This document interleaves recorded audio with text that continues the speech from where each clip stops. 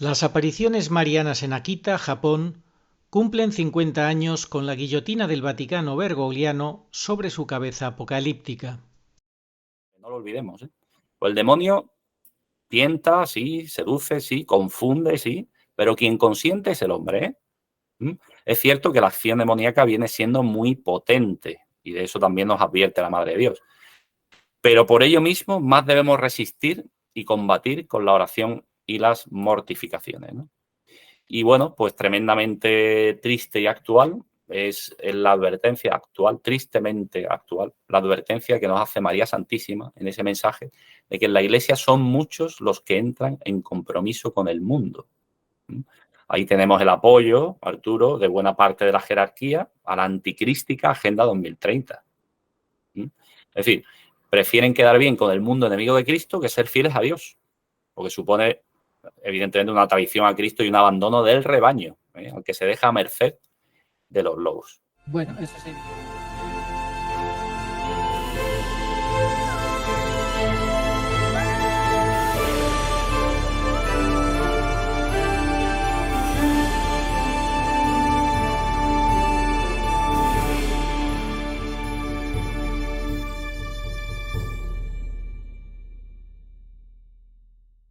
Muy buenas, saludos cordiales en Cristo y María.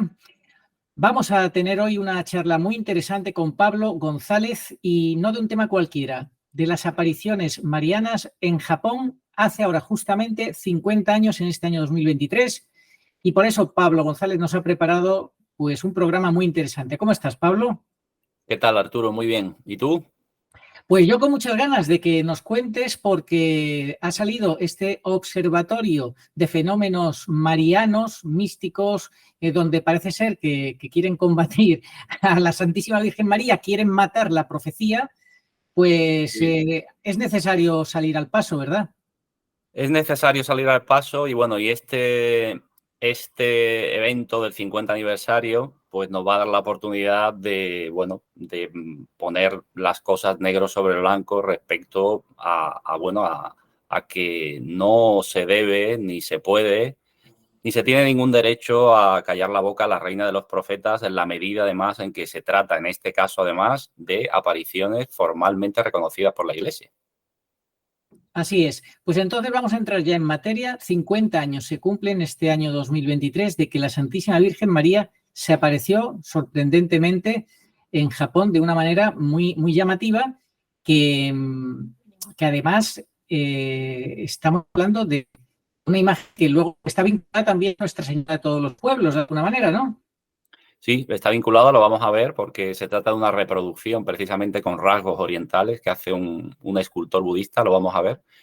Y efectivamente tiene esa vinculación, digamos, directa con respecto a otra aparición que no está siendo, por así decirlo, muy beneficiada por las corrientes que vienen de las cúpulas o de la cúpula vaticana, aunque hay que reconocer también que esto viene un poco de atrás, ¿no? Pues toda la polémica respecto a Nuestra Señora de todos los pueblos viene de atrás y es cierto que hay una devoción aprobada, pero respecto a las apariciones en sí, pues hay ciertas dudas y está en fase de estudio. Está en la misma, por así decirlo, en la misma situación que Garabandal. Bueno, actualmente yo, con todos los respetos, no me fío de los estudios que puedan hacer los que dominan ahora en el Vaticano. Pero bueno, ya sabemos que Nuestra Señora de todos los pueblos fue aprobada en el año 2002 y también tú nos quieres decir que Akita tiene vinculación con Fátima y con Garabandal, ¿no es así? Por supuesto. De hecho, se reconoce así por el propio obispo que aprueba las apariciones y por el propio nada menos que cardenal Ratzinger, entonces prefecto de la Congregación para la Doctrina de la Fe. Lo considera o las considera estas apariciones como una continuación de Fátima. Y por supuesto hay una continuación también muy clara con respecto a Garabandal, lo vamos a ver. Yo cuando he estudiado esta aparición aquí más en profundidad para este programa me he dado cuenta que hay partes de Akita que son como una explicación, una glosa, vamos a llamarlo así, de los mensajes muy escuetos de Garabandal, ¿no? Sobre todo del segundo mensaje, ¿no? Y desgraciadamente respecto al castigo en concreto, ¿no? Entonces hay una concreción, aunque en Garabandal también se explicita, pero no en el mensaje de Akita, el de 13 de octubre del 73, pues bueno, ahí sí que hay pues una explicación mucho más detenida de lo que se dice en Garabandal en el segundo mensaje. Bueno, pues vamos entonces ya a entrar en materia. ¿Cómo era el catolicismo en Japón? Los acontecimientos en Akita estaban rodeados ¿de qué? De una serie de sucesos extraordinarios, ¿no es así? Sí, efectivamente. Era, a ver, el catolicismo en Japón, solo por dar unas notas para nuestros oyentes y, bueno, todos los que ven el programa, ¿no? Pues, bueno, es un país en el que al catolicismo le ha costado introducirse, ¿no? San Francisco Javier realizó una extraordinaria labor de evangelización en el siglo XVI y, bueno, han sufrido los cristianos desde entonces muy crueles persecuciones, ¿no? El saldo, pues miles de mártires, famosamente los de Nagasaki, San Pablo Miki, compañero, ¿no? Que yo creo que fue en abril, fue el día, ¿no?, en que se conmemoró este martirio, ¿no?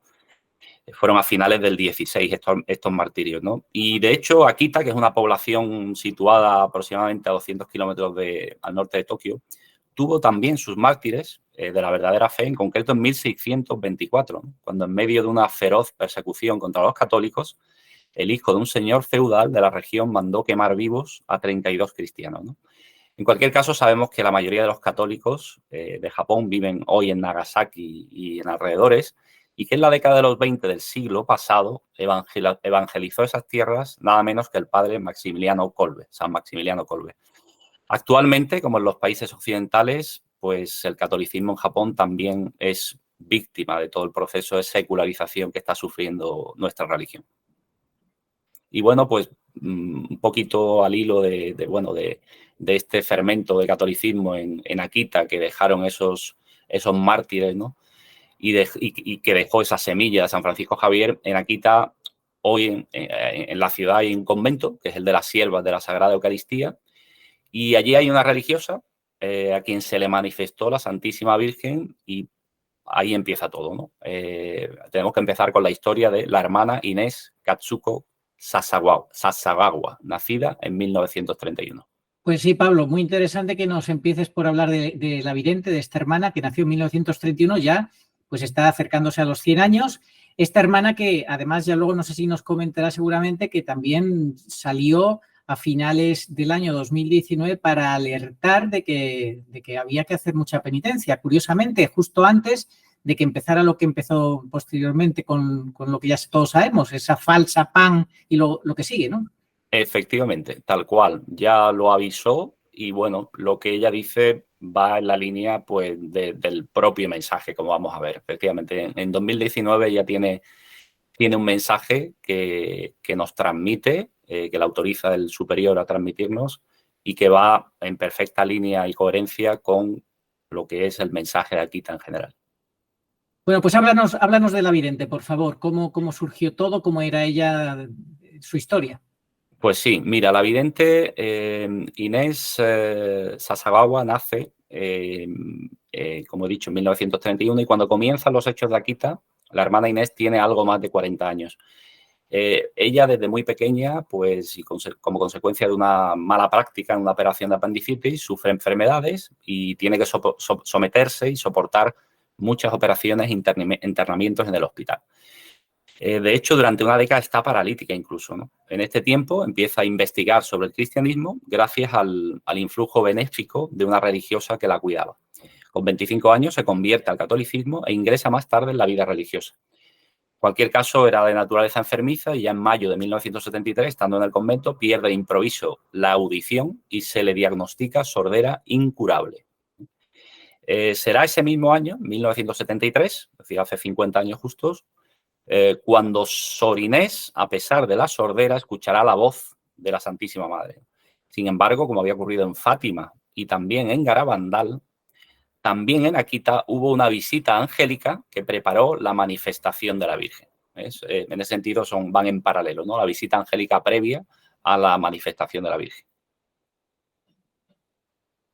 Sí, Bueno, pues los ángeles suelen estar presentes. ¿Qué esa va pasó a ser allí? una de las enseñanzas de este programa, ¿no? En Sí. cualquier caso, en 1969, cuando aún era novicia y mientras estaba en oración, se le apareció un ángel y le enseñó la jaculatoria de Fátima para que la recitase al final del rosario, la que ya conocemos. Oh Jesús mío, perdona nuestros pecados, líbranos del fuego del infierno, lleva al cielo a todas las almas, especialmente a aquellas más necesitadas. Era una oración que por entonces era desconocida en Japón. Sabemos que le fue dada a los videntes de Fátima en 1917 y aquí, evidentemente, empieza ya a verse que los mensajes de Akita tendrán una conexión directa con lo profetizado en Fátima.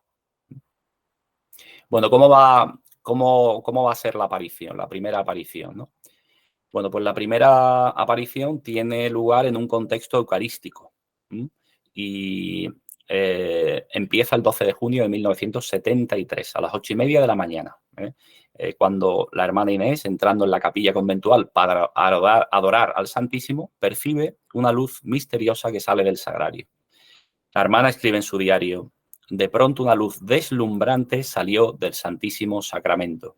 Como en una ocasión anterior, algo como una niebla o humo empezó a juntarse alrededor del altar y de los rayos de luz.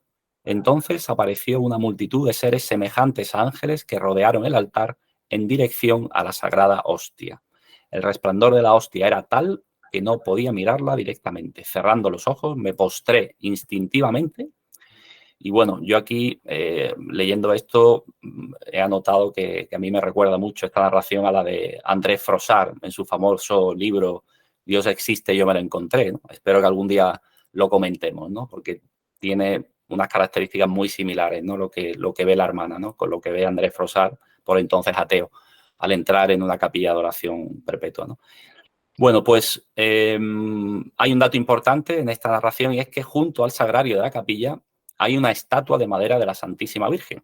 La estatua es de una sola pieza, esculpida en la década de los 60 por un artista japonés budista, tomando como modelo una estampa de Nuestra Señora de todos los pueblos de Ámsterdam y añadiéndole rasgos orientales. Justamente, bien, que es la imagen que tengo yo a mis espaldas, la imagen eso es, exacto. Bien, pues esa luz misteriosa que se irradia desde el sagrario se repite por 2 días consecutivos, ¿no? El jueves 28 de junio del 73 aparece sobre la palma de la mano izquierda de la hermana una herida en forma de cruz y le produce un dolor intenso. El viernes, al día siguiente, ese misterioso dolor se convierte en casi insoportable, pero ese mismo domingo desaparece, así como también la propia herida. El jueves siguiente reaparece la herida e Inés empieza a percibir una pauta, que el dolor aumentaba el jueves, alcanzaba un punto álgido el viernes y se desvanecía el domingo, y así hasta el siguiente jueves. El 5 de julio comienza además a manar sangre de la herida, de su herida. En la noche del 6 de julio del 73, el dolor era tan severo que Inés no podía dormir. Se le aparece entonces a las 3 su ángel de la guarda. Este episodio es parecido al de la medalla milagrosa en 1830, ¿no? El ángel de la guarda le dice a Inés: no temas, soy el que está a tu lado y te guarda. Ven y sígueme. Reza con fervor no solo por tus pecados, sino en reparación por los pecados de la humanidad. El mundo hoy hiere al Santísimo Corazón de nuestro Jesús con sus ingratitudes y sus ultrajes. Las heridas de María son más profundas y dolorosas que la tuya. Bien, entonces el ángel la llevó a la capilla y desapareció. Sor Inés entonces se arrodilla delante del altar, frente al sagrario, en adoración profunda.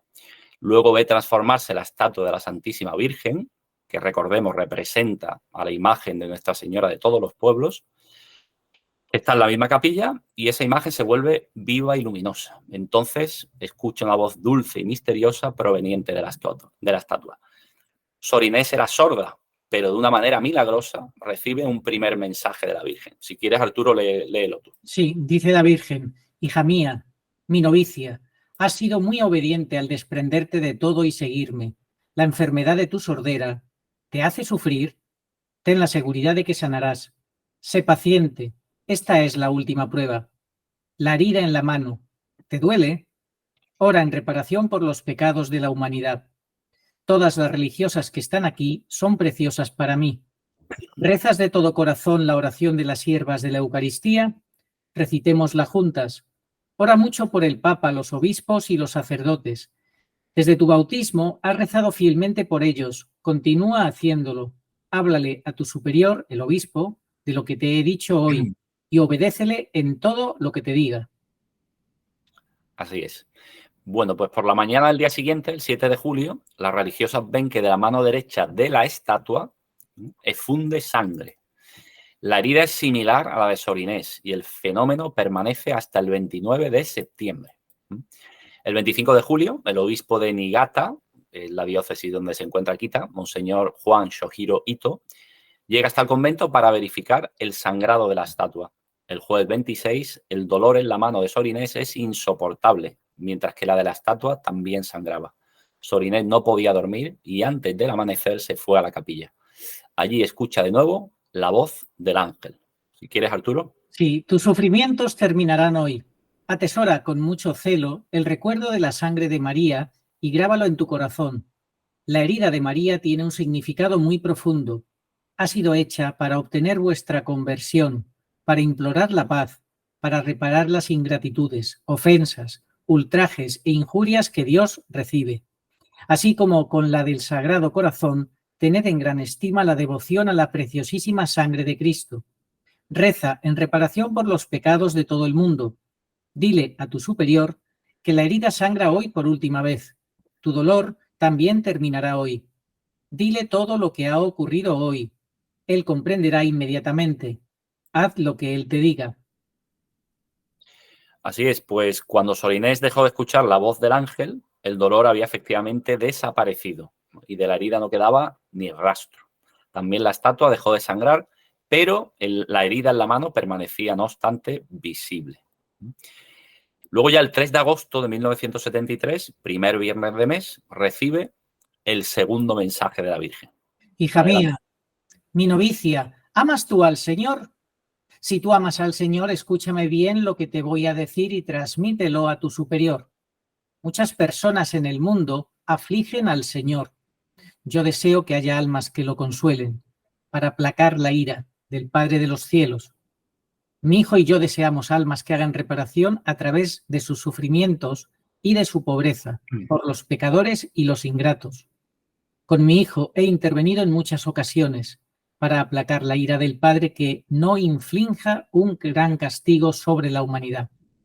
He prevenido calamidades, ofreciéndole los sufrimientos del Hijo en la cruz, su preciosísima sangre e innumerables hijos amados que conforman un séquito de almas víctimas. Oración, penitencia, sacrificios pueden aplacar la ira del Padre. Esto también deseo de tu comunidad, que ame la pobreza, que se santifique y ore en reparación por la ingratitud y ultrajes de tantos hombres. Recita la oración de las siervas de la Eucaristía, siendo consciente de su significado. Ponlo en práctica. Ofrece reparación por los pecados. Cada uno se esfuerce en ofrecerse completamente al Señor, según su capacidad y posición. Bien, pues el sábado 29 de septiembre de 1973, fiesta del glorioso San Miguel Arcángel, patrón del Japón, por cierto, ese día desaparece la herida de la mano de la imagen. Esa misma noche ocurre algo durante el rezo del rosario con otra hermana en la capilla. De repente, la estatua se ve envuelta en una luz brillante y todo el cuerpo queda cubierto por una transpiración, una especie de sudor, un líquido espeso que se parece al sudor. No es sudor, se parece al sudor. El ángel le dice a Sor Inés: María está aún más triste que cuando derramó sangre. Enjugad el sudor. Las hermanas recogen entonces la exudación en algodones que durante 15 días exhalan un perfume maravilloso de rosas, lirios, violetas, etc. Oye, Pablo, perdona, tú fíjate que la Virgen ya está mostrando muchísima tristeza, dolor, preocupación por cómo van las cosas en el mundo, en la Iglesia, etcétera, en este momento ya. Pero es que años atrás en San Sebastián de Garabandal había dicho que ya la copa rebosaba. ¿Cómo será 50 años después la situación? Pues te puedes imaginar, Arturo, pero bueno, los acontecimientos parece que están confluyendo en una misma dirección, que es que todo parece que se va a cumplir, ¿no?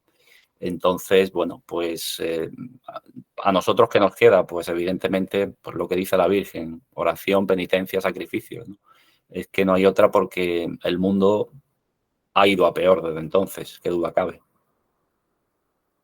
Así es. ¿Qué pasó entonces el sábado 13 de octubre de 1973? Bueno, el sábado 13 de octubre de 1973, que es aniversario, por cierto, de la última aparición de Fátima, día además en que se produjo el milagro del sol, durante la oración de la mañana, Sor Inés vio una luz sobrenatural que salía del tabernáculo, del sagrario, ¿no?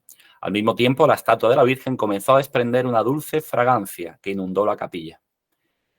Cuando Sor Inés empezó a rezar el rosario, escuchó de la Virgen las siguientes palabras.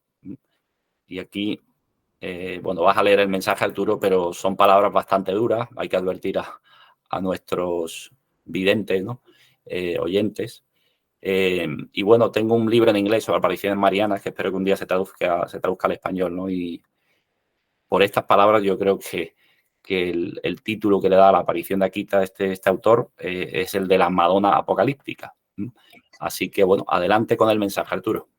Como ya lo había anunciado anteriormente, si los hombres no se convierten, esto me recuerda mucho a Garabandal, Totalmente.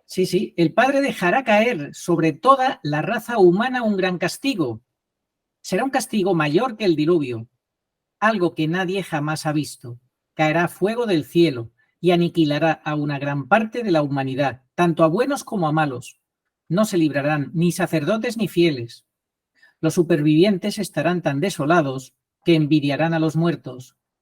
Las únicas armas que quedarán serán el rosario y el signo dejado por mi hijo que quedará será el rosario, como hemos dicho, y un signo, pero que no especifica cuál, ¿verdad, Pablo? Sí, ahora comentaremos al respecto. Vale. Sí. Con el rosario pide por el Papa, los obispos y los sacerdotes. La acción del demonio se infiltrará hasta dentro de la Iglesia, de tal modo que se verá cardenales contra cardenales, a obispos contra obispos.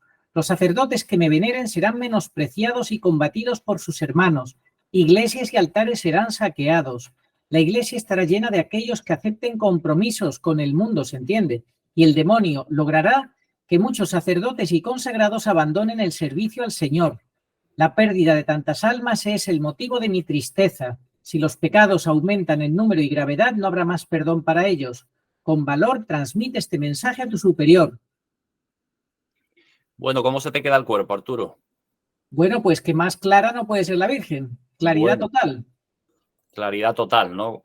Tremendo, ¿no? El castigo nunca visto, Arturo, y yo lo voy a un poco a poner en paralelo a Garabandal ahora cuando desarrollemos esto, ¿no? Este mensaje, ¿no?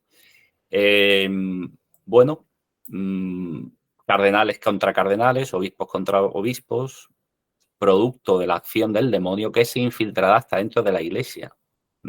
La Iglesia estará llena de aquellos que acepten compromisos. Y una cosa ya tremenda, que si los pecados aumentan en número y gravedad, no habrá más perdón para ellos. ¿Veis? Es tremendo, es durísimo.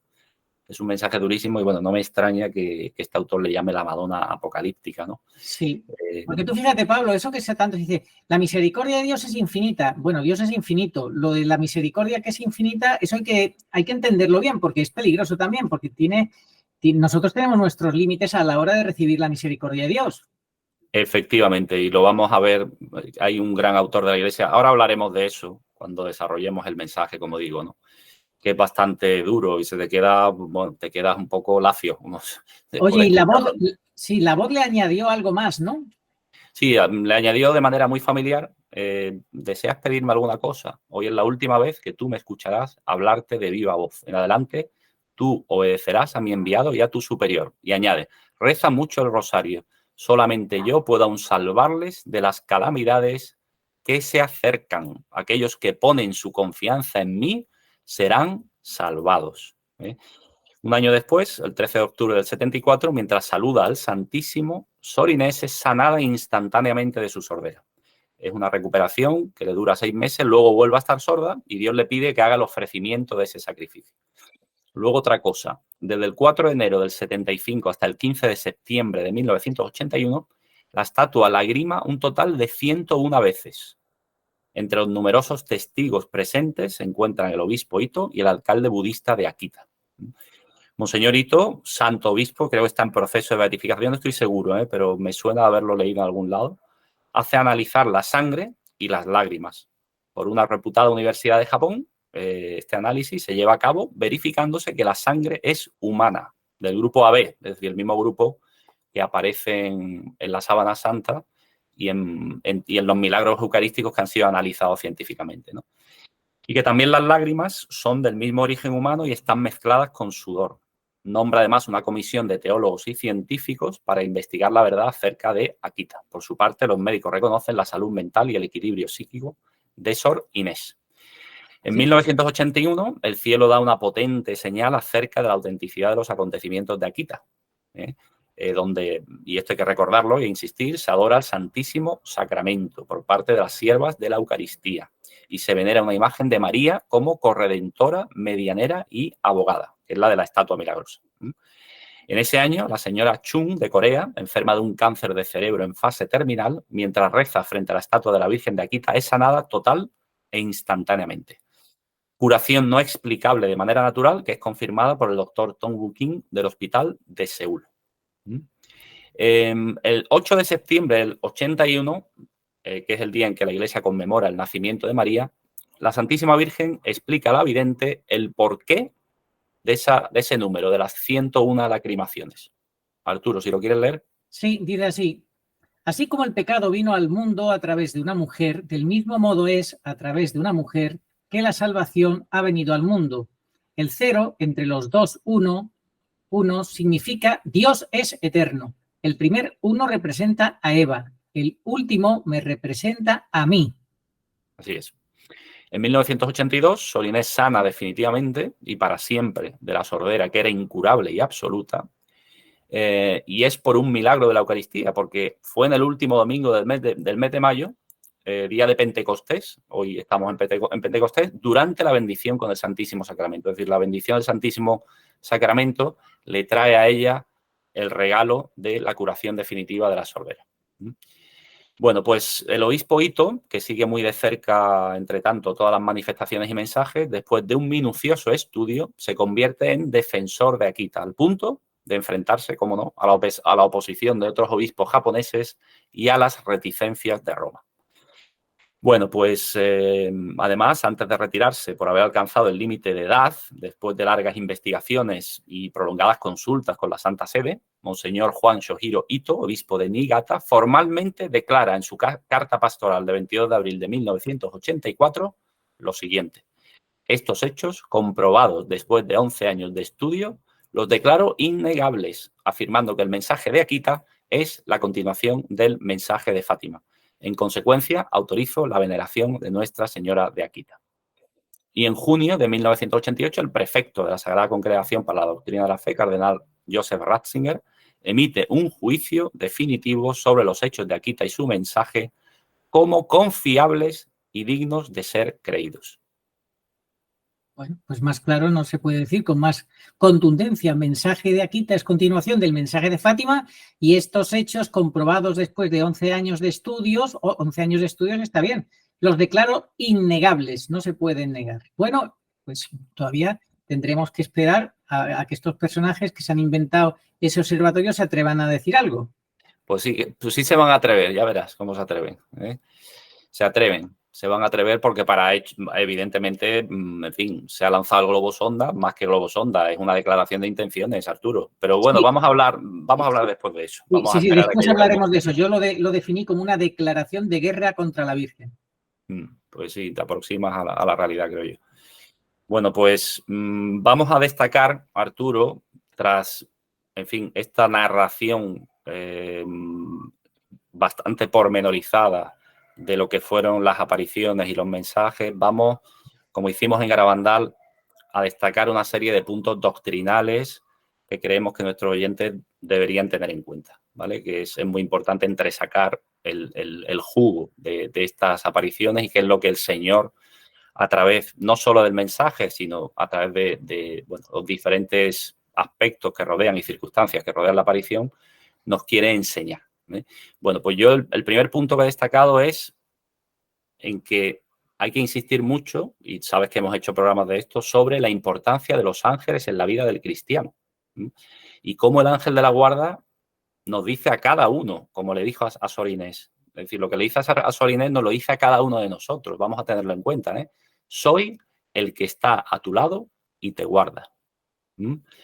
Entonces, además, está claro que como la vocación de la Virgen como reina de los ángeles queda plenamente justificada, porque tanto en Fátima como en Garabandal como en Akita, importantísimas apariciones, la aparición de nuestra madre es precedida por la de un ángel, ¿eh?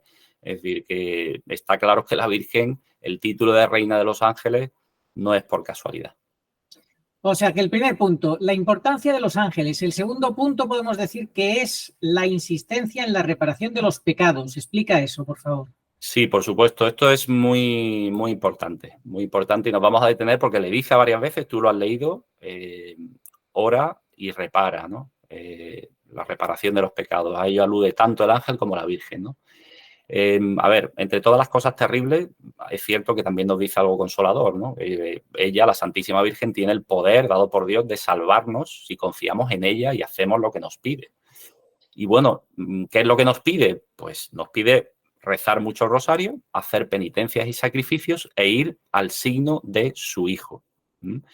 No explicita de qué signo o señal se trata, pero se puede entender como, por un lado, lo podemos entender como el signo sacramental de su presencia, es decir, la Eucaristía, aunque también puede interpretarse como el signo o señal de la cruz. Y en este caso, habría otro punto de contacto con Garabandal, ya que al final del segundo mensaje dado a las niñas, la Virgen pide, que meditemos más la pasión de Jesús. Se puede entender ese signo del que habla de ir, de que nos queda el rosario, de ir al signo de su hijo, vuelvo a insistir, se puede entender como la Eucaristía o como la cruz. Bien, entonces, hay que volver sobre ello, ¿no? Debemos preguntarnos la razón por la que la Virgen insiste en Akita en la reparación, la importancia de nuestro sacrificio y de la penitencia para la salvación de las almas, no solo de la nuestra, sino de la de nuestro prójimo. Y desde luego aquí, Arturo, es muy triste constatar que hoy no se habla apenas en la Iglesia de ello, porque parece haberse perdido, y esto es increíble, el valor corredentor de nuestro sufrimiento, cuando tenemos la palabra de Dios que es meridianamente clara. Completo en mi cuerpo lo que le falta a la pasión de Cristo. Lo dice San Pablo en Colosenses 1:24. Este es un versículo esencial que tenemos que grabarnos en la cabeza y tenemos que meditarlo mucho, porque esta es una de las facetas más sobrecogedoras de la Sagrada Pasión. Es decir, nadie puede decir, Cristo murió por mí y por tanto ya estoy salvado. No debo preocuparme, ni es preciso que yo aporte nada, porque su pasión me ha logrado el perdón de todas mis culpas y la entrada en el paraíso. No, no es así. El hombre puede, en el uso de una libertad malentendida, evidentemente, optar por dar la espalda a Dios, no querer saber nada de él, y eso hasta el último instante de su vida. Entonces, para que la pasión de Cristo me salve y ayude a salvar a otros, es preciso que yo me asocie a ella. Por tanto, ¿pueden mis sacrificios ofrecidos, penitencias, oraciones, ayudar a salvar a un hermano que ha decidido rechazar la salvación de Dios? La respuesta es rotundamente afirmativa, sí. Por eso, nunca debemos desesperar de la salvación de nadie. Y aquí podemos traer a colación lo que dice Pío XII en la encíclica Mystici Corporis, en el año 50, me parece que es. Dice una frase que deberíamos esculpir en mármol. Misterio verdaderamente tremendo y que nunca se ponderará lo bastante es el que la salvación de unas almas dependa de las oraciones y voluntarios sacrificios de otras. Bueno, pues esto es lo que el que va vestido de papa no sabe. Cuando le preguntan sobre el sentido del sufrimiento, dice, no lo sé, no hay respuesta, no hay respuesta. Es verdaderamente vergonzoso, pero bueno, él cumple muy bien con su trabajo. Y luego tenemos el ejemplo de los santos también, ¿no, Pablo? Bueno, evidentemente, sabes que hemos hecho programas al respecto. Los santos, la vida de los santos es una ilustración perfecta de esto, ¿no? De que saben de que hay una imperiosa necesidad de interceder y reparar las ofensas y sacrilegios que tanto ofenden al Señor. Entonces, yo lo digo incluso pues de manera un poco así castiza, ¿no? El católico medianamente consciente de su fe no tiene que calentarse mucho la cabeza respecto a ese completar la pasión de Cristo. No tiene que calentarse mucho la cabeza porque, a ver, veamos. ¿Qué es eso de completar la pasión de Cristo? Pues vamos a poner unos ejemplos. Me uno a la pasión de Cristo cada vez que confieso mis culpas en el Santísimo Sacramento del Perdón y recibo la absolución sacramental. Santa Catalina de Siena, nada menos, doctora de la Iglesia, decía que mientras el sacerdote pronunciaba las palabras de la absolución, ella sentía que la sangre de Cristo se derramaba sobre su alma y la bañaba. Aquí tenemos una manera de unirnos a la pasión de Cristo. Fíjate qué impresionante, ¿eh? Para recordárselo a todos aquellos que dicen, no, yo no necesito un sacerdote, yo le pido a Dios perdón directamente. Sí, desde luego, así es. Pues Santa Catalina de Siena decía que mientras el sacerdote pronunciaba las palabras de la absolución, que ella sentía que la sangre de Cristo se derramaba sobre su alma y la bañaba, casi nada. De hecho, el domingo, que cuando estamos grabando esto, el domingo de Pentecostés, la lectura del Evangelio ha sido precisamente esa: recibir el Espíritu Santo, a quienes perdonéis los pecados les quedan perdonados, a quienes se los retengáis les quedan retenidos. Exactamente, exactamente. Y es que además, en pura lógica católica, el que sabe lo que supone el sacrificio del Hijo de Dios en la cruz, es que de manera mística ella lo sentía, pero es que por lógica católica es así. Es decir, que la sangre de Cristo, una vez que nos confesamos y el sacerdote pronuncia en nombre de Cristo las palabras de la absolución, se derrama sobre nosotros de manera mística. Bueno, pues más ejemplos, Pablo, de poder unirnos a la pasión de Cristo. Pues mira, me uno también a la pasión de Cristo cada vez que tomo parte en el sacrificio eucarístico. Tomar parte no es simplemente asistir, como uno pudiera asistir a una representación del teatro o un espectáculo. No basta ocupar el sitio en el banco de la iglesia. Debo subirme espiritualmente al altar, ofrecerme en la patena en que el sacerdote ofrece el cuerpo de Cristo y entregar a Dios cuanto soy y cuanto tengo en cada misa. Y comulgar como quien se hace verdaderamente uno con aquel a quien recibe. Si así lo hago, en cada Eucaristía me convierto en ofrenda, unido a la única ofrenda con mayúsculas. Y luego, evidentemente, me uno también a la pasión de Cristo cada vez que mortifico mis miembros terrenos. Somos muy poco dados, por no decir nada dados a la mortificación, pero cuando ayuno, cuando retraso un vaso de agua durante 15 minutos, ofreciéndoselo a Dios, evidentemente. Cuando salgo de la cama a la hora en punto, entregando al Señor el sacrificio de las primicias. Cuando adopto voluntariamente una postura ligeramente incómoda en la silla en que me siento. Bueno, pues así, de 1000 formas más, con pequeñas mortificaciones voluntarias, completo en mi carne lo que le falta a los sufrimientos de Cristo. Y bueno, pues evidentemente me uno a la pasión de Cristo cada vez que sobrellevo con alegría los 1000 padecimientos de la vida.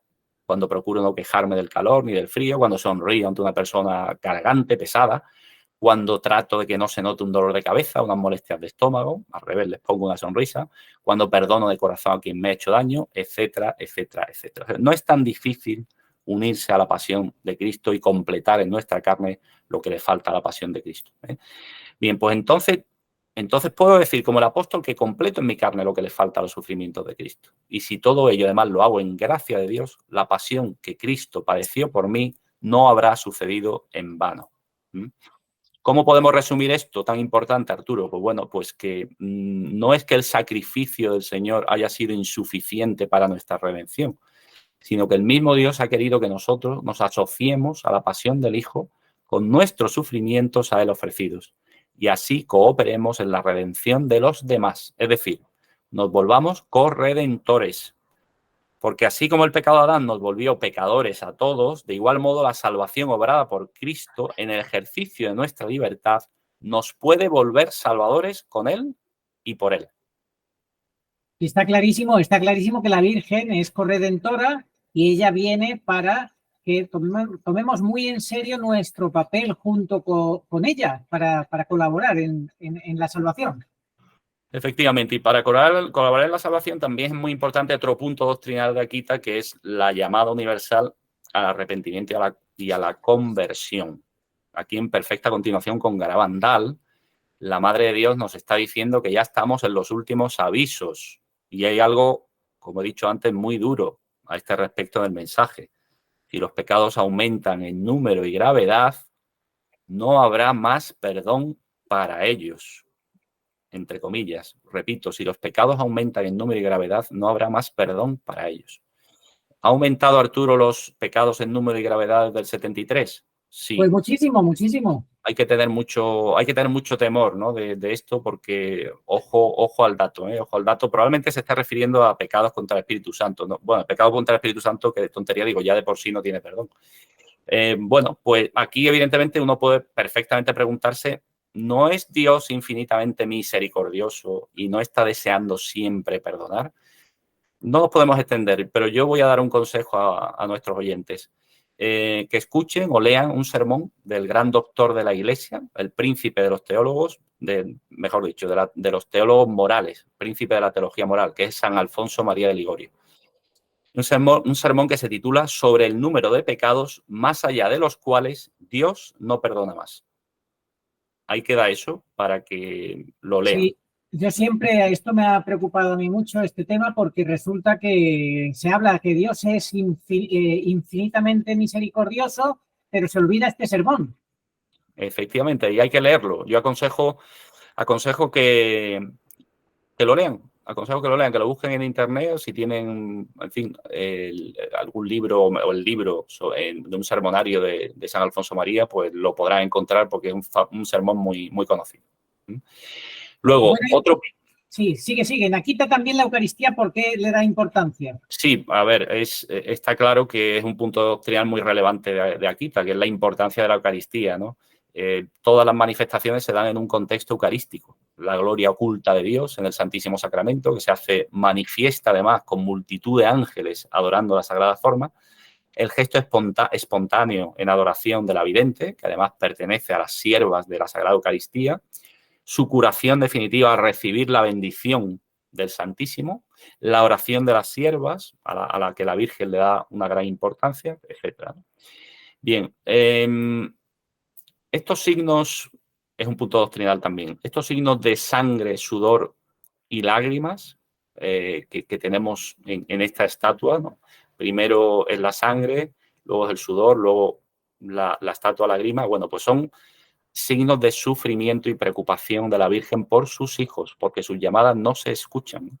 Es un modo de revelar, entre comillas, el sufrimiento de Dios al ver cómo el mundo, sobre todo hoy, busca eclipsarse de Dios, actuar como si Dios no existiese. O peor todavía, lo que estamos viendo hoy, haciéndose Dios. Bueno, Pablo, ahora vamos a ir a la dimensión profética, que es la que este Observatorio de Fenómenos Místicos Marianos del Vaticano quiere matar. La dimensión profética, háblanos de ella. Sí, pues mira, vamos a hacer unas consideraciones generales respecto a los contenidos proféticos. La Virgen, primero, es reina de los profetas, ya lo sabemos, un título oficial que tiene Nuestra Señora. Y en relación a la profecía en general, hay que tener en cuenta unas consideraciones generales, ¿no? Bueno, pues que el futuro se desvela progresivamente en sucesivas apariciones, siguiendo un plan. Ninguna aparición revela el contenido total del futuro, ninguna. El conjunto de las apariciones proféticas, de las apariciones marianas, es como un puzzle de piezas que finalmente forman una sola imagen, se va desvelando poco a poco. Y esa imagen está en consonancia con la verdad revelada en las Sagradas Escrituras.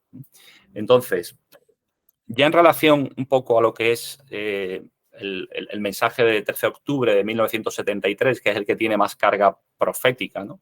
Ahí se dice, Arturo, algo muy tremendo, ¿no? Que la acción del demonio se infiltrará hasta dentro de la Iglesia. Bien, ¿quién se atreve a negar esto? Esto lo dice la Virgen en el 73. ¿Quién se atreve a negar que el demonio se ha infiltrado en la Iglesia? Además dice, la acción del demonio se infiltrará hasta dentro de la Iglesia de tal modo que se verán cardenales contra cardenales, obispos contra obispos. Es decir, es producto de la acción demoníaca, el enfrentamiento que estamos viendo dentro de la Iglesia, la división. ¿Podrías contarnos un ejemplo actual? Sí, por supuesto. Hay un ejemplo que traigo de este mismo mes, Arturo, que todavía no ha terminado, ¿no? Pues mira, tenemos a un obispo, el obispo de Springfield en Estados Unidos, Monseñor Paprocki, que ha advertido de que un cardenal que enseña herejías queda excomulgado y no debe votar en un cónclave, nada menos. Y está aludiendo, aunque no lo nombra, todo el mundo sabe a quién se refiere, a un cardenal, en este caso concreto de San Diego, en Estados Unidos, cardenal McEnroe, nombrado por este Vaticano. Además, un nombramiento muy polémico porque San Diego es una diócesis sufragánea en el estado de California. En California hay una diócesis muchísimo más importante que San Diego, que es Los Ángeles.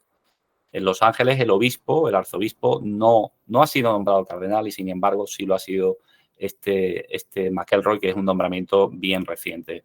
Bueno, pues este ya cardenal se descuelga hace muy poquito, en fin, al poco tiempo de ser nombrado cardenal, con unas declaraciones donde dice públicamente que los actos homosexuales no son pecaminosos y que las uniones entre personas del mismo sexo deben ser bendecidas por la Iglesia, ¿vale?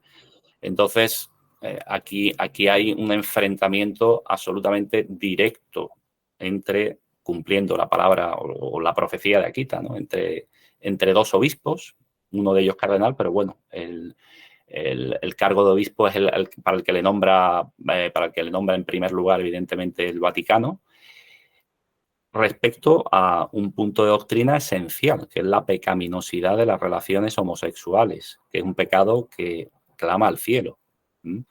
Entonces, claro, esta neblina de confusión. Y no porque lo digas tú, perdona, no porque lo digas tú que clama al cielo, sino porque lo dice el propio catecismo. Lo dice el propio catecismo de la Iglesia Católica, que quede claro. Claro. Si es que nosotros los católicos no nos inventamos nada. Yo no me invento nada, no me invento nada. Pero esto es un enfrentamiento sobre un punto de doctrina muy importante y más en los tiempos que corren. Claro. Y se cumple la profecía de Akita de manera patente, además, ¿no? Bueno, pues vemos también la persecución a los sacerdotes, de la que habla esa profecía, ¿no? Los sacerdotes eran perseguidos, venían siéndolo, pero bueno, ahora mismo es que incluso ya son cancelados, ¿no? Si profesan la doctrina católica, que ya el colmo de los colmos, ¿no? Son perseguidos por la propia jerarquía en muchos casos, más allá de los sacrilegios que se cometen, etcétera, ¿no? En fin, de lo que sucede en China, en fin, la persecución física. Y bueno, desde la época de los mensajes, y esto es cumplimiento exacto de la profecía, hemos visto cómo sangra la Iglesia por el abandono y también por incomparecencia, porque cada vez tenemos menos vocaciones, al menos en Occidente, por el abandono del sacerdocio y de la vida consagrada, ¿no? Causados por esa acción demoníaca que siempre es secundada por los hombres, no lo olvidemos. Pues el demonio tienta, sí, seduce, sí, confunde, sí, pero quien consiente es el hombre. Es cierto que la acción demoníaca viene siendo muy potente y de eso también nos advierte la Madre de Dios. Pero por ello mismo más debemos resistir y combatir con la oración y las mortificaciones, ¿no? Y bueno, pues tremendamente triste y actual es la advertencia actual, tristemente actual, la advertencia que nos hace María Santísima en ese mensaje de que en la Iglesia son muchos los que entran en compromiso con el mundo. Ahí tenemos el apoyo, Arturo, de buena parte de la jerarquía a la anticrística Agenda 2030. Es decir, prefieren quedar bien con el mundo enemigo de Cristo que ser fieles a Dios, porque supone evidentemente una traición a Cristo y un abandono del rebaño, al que se deja a merced de los lobos. Bueno, eso es evidente, está clarísimamente entregado el Vaticano de Bergoglio, que lidera la Agenda 2030 y que ahora pues se la van a meter por activa y por pasiva a los jóvenes en la JMJ de Lisboa. Bien, pues quiero ahora que nos hables del hecho de que la estatua de la Virgen de Akita lloró muchas veces. ¿Por qué? ¿Qué significa? Etcétera. Sí, bueno, el significado lo explicó la propia Virgen y tú has leído, ¿no? Y hay que insistir, ¿no? Porque es algo que es un rasgo que ha sido común a Siracusa, a la Virgen de Siracusa, en los años 50, lo será en Civitavecchia en los años 80, en este caso es una pequeña representación, como tú sabes, Arturo, sí, de la estatua de Medjugorje. 14 veces fue y una de ellas en las manos del propio obispo de Civitavecchia. Se quedó precisamente él se quedó de piedra, no la imagen. Sí. No la imagen, efectivamente, sí.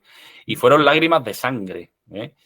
Bueno, pues es el llanto de la madre sobre el mundo, como lo fue el del Señor sobre Jerusalén, es cierto. Lágrimas de amor, de dolor por el rechazo y las dolorosas y terribles consecuencias que vamos a ver ahora que vamos a hablar del castigo, ¿no? De hecho, fíjate que hasta en el mensaje nos da la razón por la que llora. Al final, dice en el mensaje literalmente, pensar en la pérdida de tantas almas es el motivo de mi tristeza. Es decir, es la pérdida de alma lo que hace a la Virgen llorar. No es el cambio climático, ¿verdad, Arturo? ¿Verdad? No es el cambio climático. El cambio climático no hace llorar a la Virgen.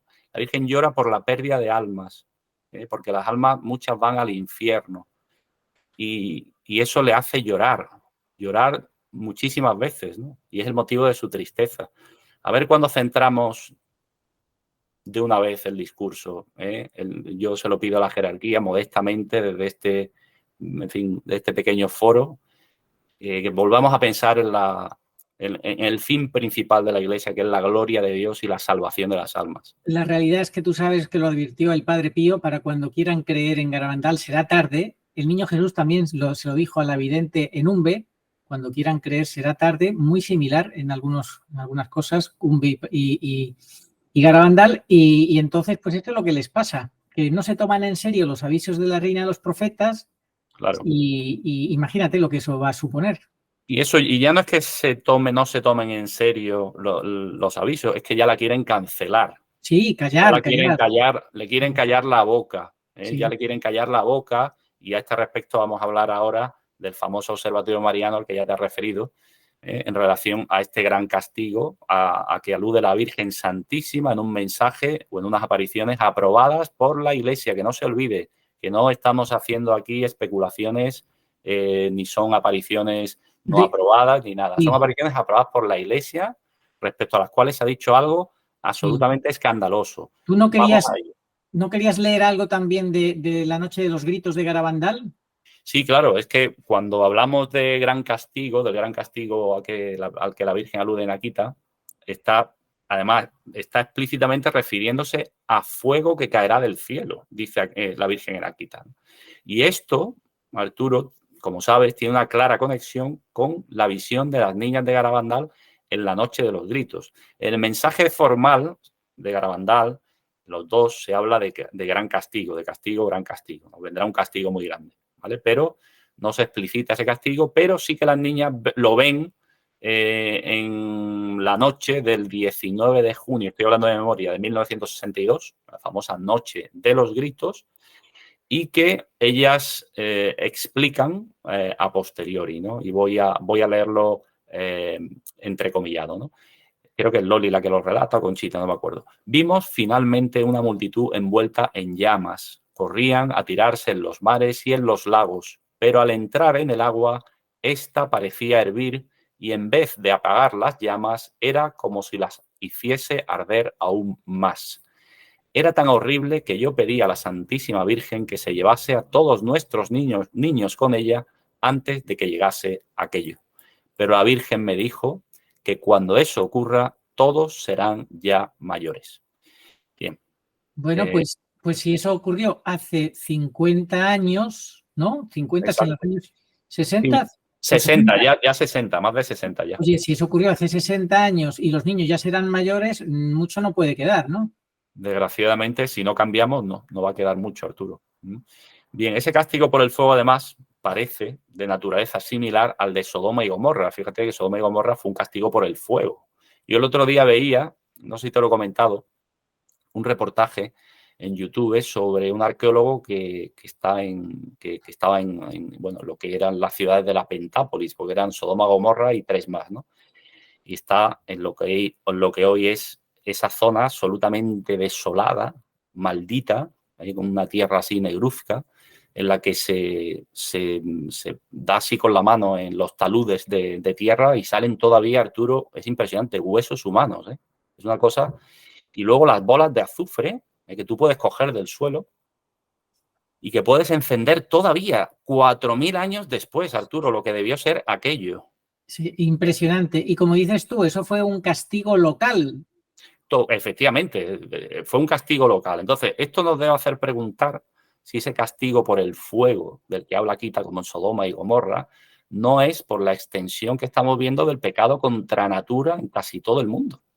Es decir, y es por eso por lo que el castigo pasaría de local, Sodoma, Gomorra y esas ciudades de la Pentápolis, a global 4.000 años después. Yo creo que es lícito preguntárselo, Arturo. Sí, totalmente.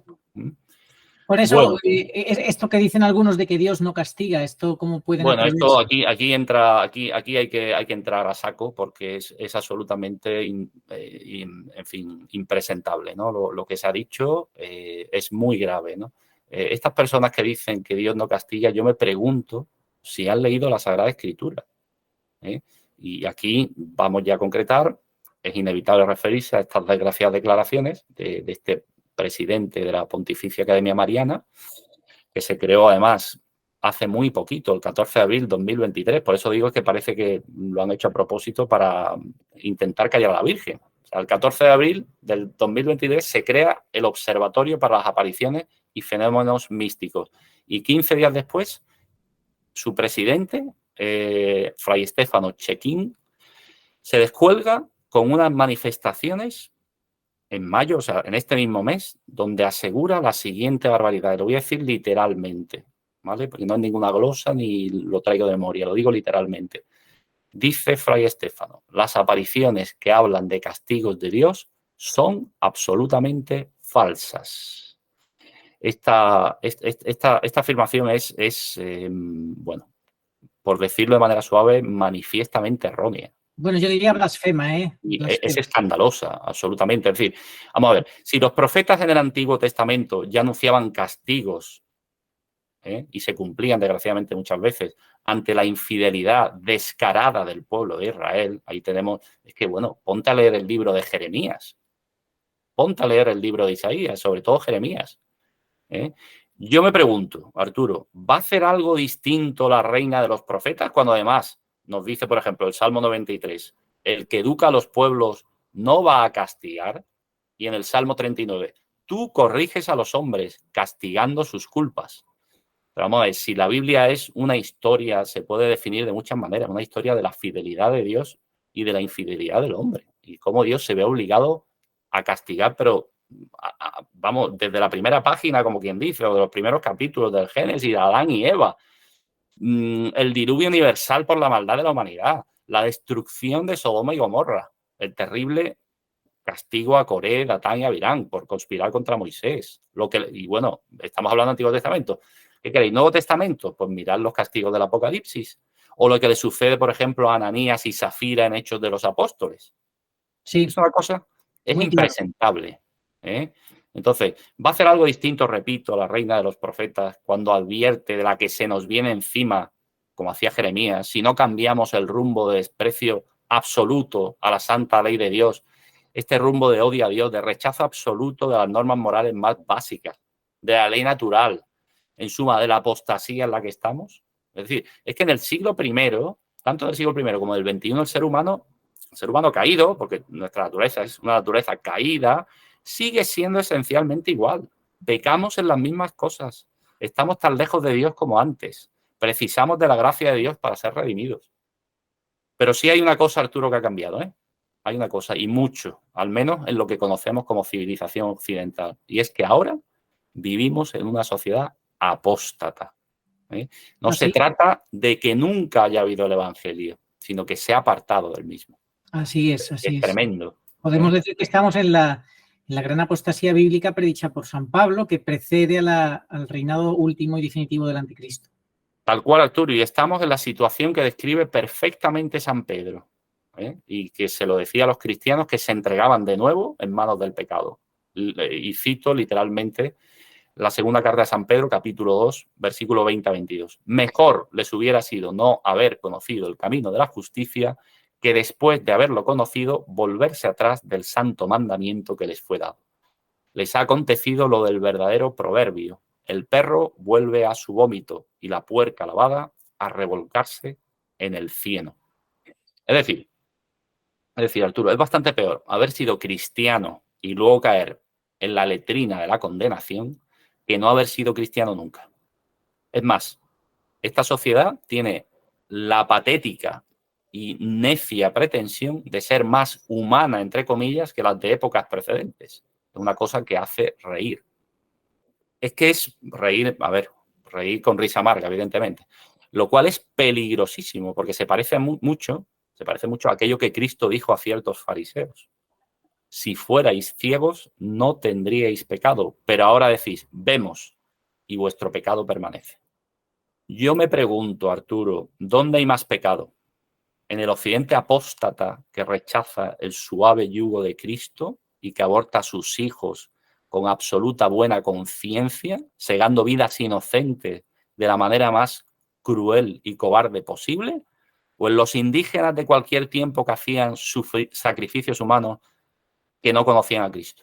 Hombre, es evidente. Es Además, evidente, ¿verdad? Una pregunta retórica. Sabemos la sí, respuesta. sí, la situación actual es mucho más grave, gravísima, porque los pecados son más refinados y la conciencia y la información y el conocimiento ahora es mucho mayor. Así que la culpa, la gravedad es superior, obviamente. Efectivamente, se rechaza, se ha rechazado a Cristo, evidentemente, entonces nuestro pecado es muchísimo peor, porque ya no es rechazo, incluso ya es odio, ¿no? Sí, Y bueno, hablan mucho, perdona, hablan mucho pues de homofobia, pero no hablan de cristofobia, que es lo que impera, la cristofobia. efectivamente, impera explícita y implícitamente. Prácticamente la legislación es una legislación que la vemos hoy día en el plano social, es totalmente cristofóbica. Lo reconozcan o no lo reconozcan, es explícito o implícitamente así, ¿eh? Y bueno, pues sabemos que el Señor es lento para la ira y rico en misericordia, pero cuando se enfada, como dice un sacerdote, cuando se le hinchan las narices al Señor, cuidado, ¿eh? Cuando se enfada lo hace de verdad. Y si es necesario, su ira se va a manifestar de forma clara, contundente, visible y ejemplar. Señala Monseñor Munilla, el obispo de Alicante, que decir que Dios es amor y por tanto no puede existir el castigo eterno es contraponer los conceptos de manera infantil.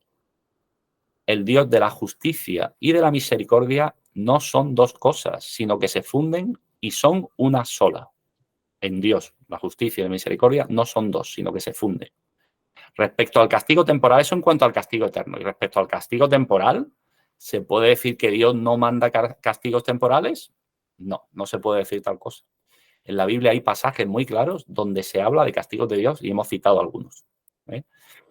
Entonces, Dios, sin dejar su amor, muy importante, ciertamente castiga por razones siempre conectadas con su providencia, su pedagogía y el orden debido de la justicia, que es parte de la santidad misma de Dios.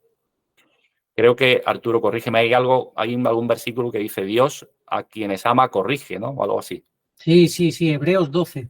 Efectivamente, corrige a quien ama, efectivamente. Entonces, es de todo inconcebible que cuando la reina de los profetas nos está advirtiendo de que debemos cambiar el rumbo, siendo la situación en la iglesia la que es y siendo la apostasía cada vez más generalizada, venga Fray Estéfano y nos diga lo que nos dice, que las apariciones que hablan de castigo son absolutamente falsas. Mira, Arturo, el problema de fondo es que Fray Estéfano tiene una ideología, ¿eh? O una idea. Y esa idea es exigida por su ideología, que es muy claramente buenista, modernista, ¿no? Y esa idea dice que Dios no castiga. Es su idea propia, insisto, de esa ideología que él tiene. Y claro, ¿qué ocurre? Él puede tener todas las ideas y tiene derecho a tener todas las ideas que quiera, pero esa idea la pone por encima de la revelación. Así es que mira que Este San es el Pablo, problema. ese es el problema, es Es poner la ideología por encima de la revelación divina. Efectivamente, porque la revelación divina, ¿qué nos dice? La revelación divina notoriamente nos muestra, como hemos demostrado, creo, en fin, de manera muy clara, que Dios sí castiga. Sí, ¿Eh? es que San Pablo es muy claro. San Pablo no hace más que insistir en que él lo que trae, lo que ofrece, lo que expone, lo que cuenta, lo que dice, no es una cosa humana, no es un invento, no, es una revelación divina, lo que nos enseña San Pablo. Exacto, exacto. Y esta gente lo que hace es tergiversar, esconder, ocultar la revelación divina y cambiarla por su propia ideología humana, lo cual es gravísimo, gravísimo. Efectivamente, Es de como ahí la enorme gravedad y de ahí que tengamos fundados motivos ya para sospechar que lo que quieren es callarle la boca a la Virgen. Sí, obviamente. Callarle la boca, porque él ya con esa frase está cancelando y declarando falsas las apariciones de la Salet, aprobada por la Iglesia, Fátima, aprobada por la Iglesia, nada menos, y Akita, también aprobada por la Iglesia. Por ejemplo, ¿qué dijo en la Salet la Virgen? Pues mira, la Virgen en la Salet dijo cosas muy duras también, y entre otras cosas, si la humanidad no cambia su comportamiento, vendrá un castigo terrible. Dios se verá obligado a soltar su brazo. Entonces vendrán la peste y la guerra, hambre y terremotos. Y agregó, los pecadores no entenderán esto y seguirán su camino. Ay de ellos, ay de ellos.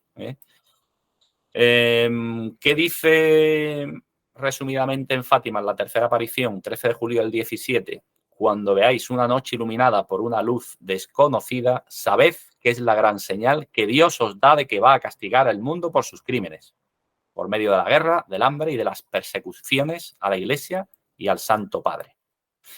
Y bueno, de aquí te acabamos de hablar, ¿no? Entonces, resumidamente, si los hombres no se arrepienten y mejoran, el Padre infligirá un castigo terrible a toda la humanidad. Será un castigo mayor que el diluvio, como antes nunca se ha visto. Entonces, claro, aquí ya, para empezar, estamos viendo que está cancelando implícitamente estas apariciones aprobadas por la Iglesia, lo cual ya es de una gravedad extrema. Y por otra parte, vemos que esas declaraciones denotan que no está dispuesto a investigar sin prejuicios, como debería ser las apariciones marianas que se pueden ir sucediendo. Desde el momento en que hablen de castigo, no se investiga porque él dice que son falsas. Así es, Entonces, ya tiene ese prejuicio, claro. Efectivamente, ahí hay un prejuicio. Entonces, ¿qué clase de investigación puede esperarse de ese observatorio con ese prejuicio, con esa premisa? Es decir, si él se descuelga con esas declaraciones nada más fundarse el observatorio, ¿qué podemos esperar? Pues que esto vaya más. Claro. Esto vaya más. Esto, a ver, ojo al dato, Es decir, es de una yo no creo que haya sido casualidad y que se haya ido de la lengua. O sea, fueron unas declaraciones a un semanario, creo que fue incluso Alfa y Omega, sí, de aquí de España, ¿no? Sí. Y bueno, uno ya lo único que se puede temer es cualquier barbaridad, pero cualquier barbaridad. Bueno, ya sabemos que todas estas cosas tienen el resultado preestablecido previamente, como con el signo de la sinodalidad, es todo pues una cosa cara a la galería, pero los resultados es como el que convoca unas elecciones y ya se sabe quién va a ganar, ¿no? Porque está amañado el resultado, pues algo parecido. Sí, muy claro, es que aquí ya a más, como se suele decir, propondrá este fray Estéfano Chequín declarar falsos pasajes enteros de la Biblia. Es decir, bueno, no te quepa la menor duda que el catecismo, por ejemplo, que ya lo abrieron el melón con ese cambio que hicieron con respecto a la pena de muerte, ese es solo el principio. Van a transformar el catecismo y no te extrañe que con el tema de la Biblia hagan también algunas cosas, porque de hecho en los libros misales que se utilizan en las misas para las lecturas de los evangelios y demás, yo he observado cambios dramáticos de algunos pasajes de la palabra de Dios que los han mutilado, que los han hecho, esto no se lee, esto se quita, tal, esto se cambia. Ya han toqueteado cosas, Sí, ya han toqueteado cosas, sí. Hay que estar muy atento porque es así. Sobre eso tenemos los precedentes de por ejemplo, Inglaterra, cuando se fundó la Iglesia Anglicana a partir de la decisión de Enrique VIII. Me parece que fue Cranmer, un obispo anglicano, el que de manera absolutamente sutil, porque el pueblo estaba muy apegado, el pueblo inglés está muy apegado a lo católico, de manera sutil empezó a cambiar los libros, ¿no? Y de esta manera, pues la gente iba a misa y ya se iba acostumbrando al nuevo vocabulario, a los nuevos conceptos que se iban desgranando, ¿no? Así y que es, él así había es. cambiado, lo hizo, fue muy astuto, Sí, Y esto sí. perfectamente, a lo mejor han tomado nota también de esto. Sí, hombre, no te quepa duda que esto forma parte de la estrategia marxista de prostituir el lenguaje. Cuando hablan de situación irregular ya no utilizan lo que es el pecado mortal. No es, Efectivamente. por ejemplo, ¿no? La situación irregular, ¿qué es eso? ¿Eso qué es? Exacto. ¿Qué es una situación irregular? Pues una situación irregular es lo que toda la vida ha sido un pecado mortal. Estar en O pecado pecado mortal. venial. Pues ya Sí. está.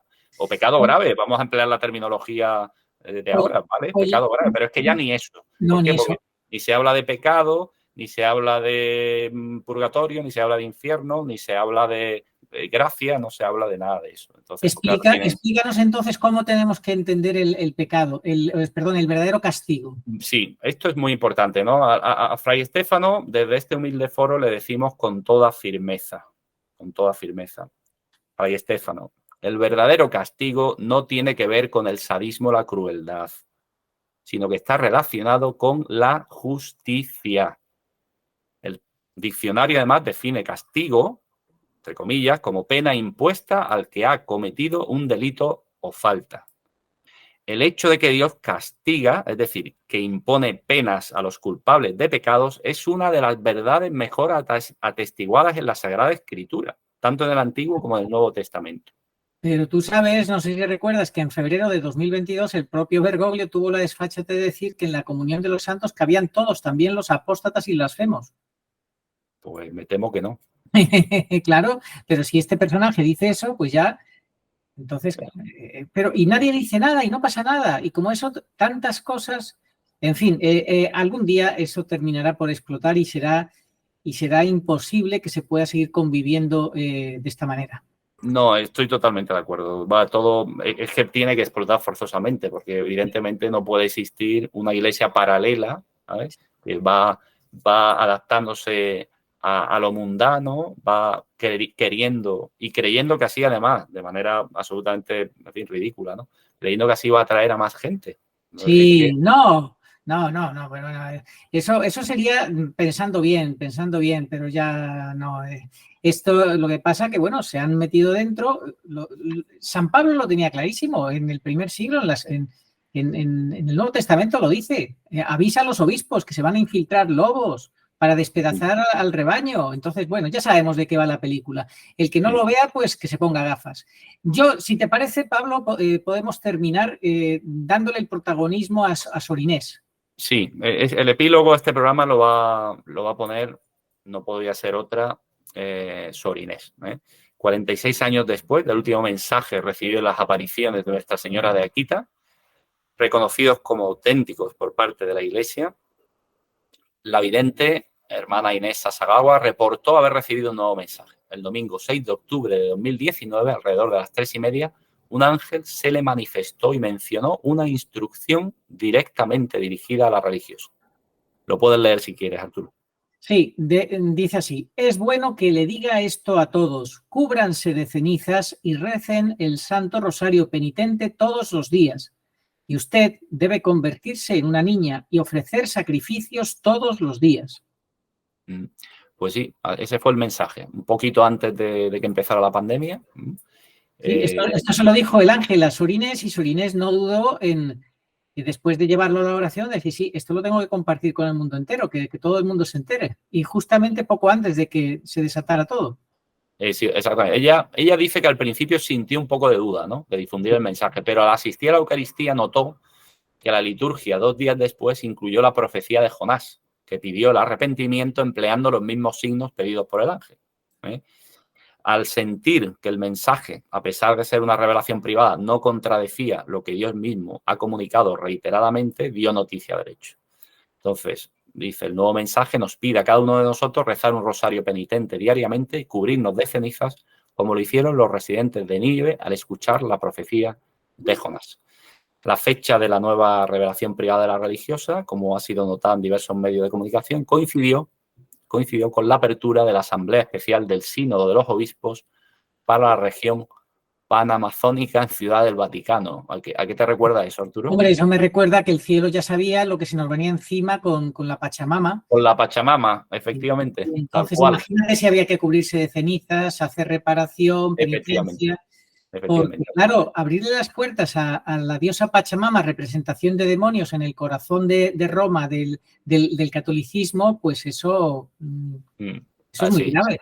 Requería que ya empezáramos a reparar. Bueno, ese fue, de hecho, el origen de mi canal, ¿no? A partir del 15 de octubre del 2019, yo ya decidí que no podía seguir mirando para otro lado y que tenía que denunciar todo esto que yo veía que pasaba en la iglesia, claro. Pues ahí tienes, fíjate que coincide en el tiempo con esta revelación a Sor Inés, Arturo. Tu canal de alguna manera está vinculado también a la necesidad de reparación y de denuncia, ¿no? A que alude, bueno, Sor Inés alude básicamente a reparación, ¿no? Pero evidentemente había que denunciar lo que iba a pasar. Y efectivamente, pues ya nos pide reparación ante lo que ya el cielo sabe que va a pasar, ¿no? Y tu canal en ese sentido, pues bueno, fue pionero, ¿no? Y está vinculado, creo yo, un poquito también al quita, Arturo. Sí, así es. ¿Terminamos con la oración de las siervas de la Eucaristía? Terminamos con la oración. Si quieres, rézala tú, nunca mejor dicho. Rézala. Bueno. Sacratísimo corazón de Jesús, verdaderamente presente en la Sagrada Eucaristía. Yo consagro mi cuerpo y mi alma para que sea enteramente uno con tu corazón que está siendo sacrificado en todo momento, en todos los altares del mundo y dando alabanza al Padre, rogando por la venida de su reino.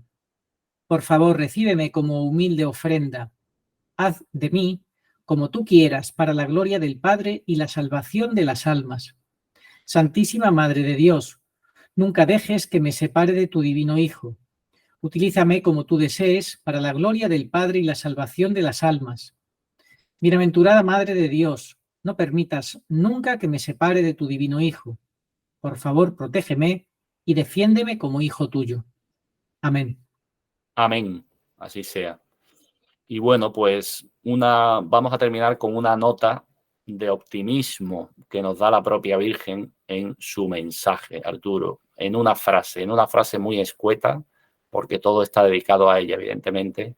Es ella nuestra madre y ella nos dice de manera muy clara, y aquí terminamos: aquellos que ponen su confianza en mí serán salvos.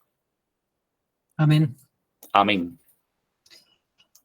Pues así es. Y todo el que desprecie a la Virgen o se meta con ella se las tendrá que ver con Dios, que no le va a salir gratis, no le va a salir gratis. No le va a salir gratis. Tenemos que rezar mucho por gente tan absolutamente desviada y desnortada como este fray Estéfano, que es muy preocupante verdaderamente lo que ha dicho, ¿eh? Sí, es muy preocupante y solamente es la punta de lanza de todo lo que hay detrás empujando, pues como expresión de que los demonios andan sueltos, como lo dijo en 1988 la Virgen en Umbe, ¿eh? Los demonios están sueltos por todo el mundo.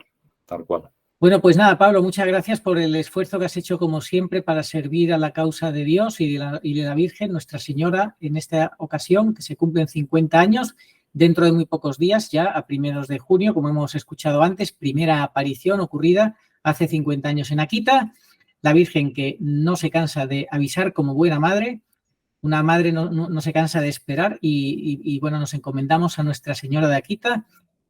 Y nada más, oración a Nuestra Señora de todos los pueblos. Señor Jesucristo, Hijo del Padre, manda ahora tu Espíritu sobre la tierra. Haz que el Espíritu Santo habite en el corazón de todos los pueblos, para que sean preservados de la corrupción, de las calamidades y de la guerra. Que la Señora de todos los pueblos, que un día era María, sea nuestra abogada. Amén. Amén. ¿Una última cosa que quieras decir, Pablo? Bueno, pues mira, ya que hemos hablado, tú has hablado de la acción de los demonios que andan sueltos, pues mira, precisamente vamos a tirar de ese hilo y nuestro próximo programa, Dios mediante siempre, bajo su protección, porque estamos seguros que al demonio no le va a gustar, va a tratar precisamente de cómo actúa el demonio. Perfecto.